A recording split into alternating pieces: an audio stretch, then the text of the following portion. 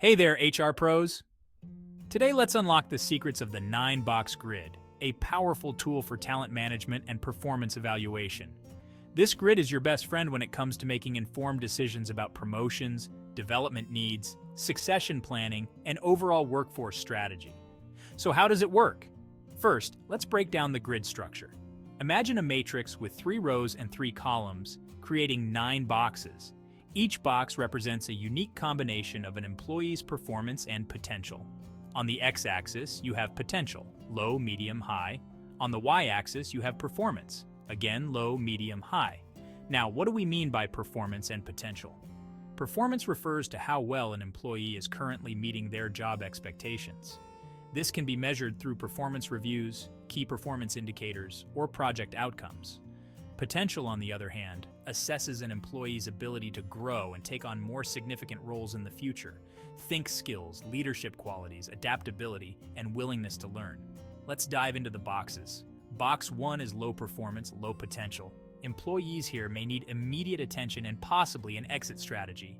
Box 2 is low performance, medium potential. These folks might benefit from development plans or coaching to improve their performance. Box 3 is low performance, high potential. High potential employees who are underperforming may need support and guidance to realize their capabilities. Box 4 is medium performance, low potential. These employees meet expectations but may not be suitable for advancement. Box 5 is medium performance, medium potential, a solid performance category indicating reliable contributors but not ready for significant promotions. Box 6 is medium performance, high potential. Employees here are performing adequately but have the potential for higher roles with proper development. Box 7 is high performance, low potential. High performers who are unlikely to move into leadership positions but are valuable in their current roles. Box 8 is high performance, medium potential. Strong performers with some potential for growth, possibly ready for increased responsibilities. And finally, Box 9 is high performance, high potential. These are your top talent, prime candidates for leadership and strategic roles. So how do you use this grid for talent management? First, identification of talent. The grid helps pinpoint key talent, allowing you to focus on retaining and developing high-potential employees. Next, succession planning. Identify employees in Box 9 or Box 6 and prepare them for future leadership roles. Then, development plans. Tailor development plans to help employees in various boxes grow into higher roles or improve performance. And finally, resource allocation.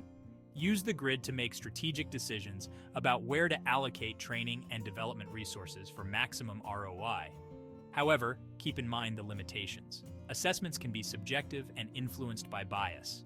Ensure evaluations are as objective as possible. The grid offers a snapshot in time, so regular reassessment is essential. Also, consider the cultural context of your organization.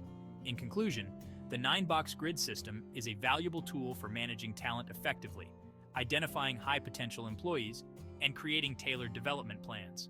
By using this method, you can enhance your workforce's performance and prepare for future leadership needs. Thanks for tuning in, and happy talent managing.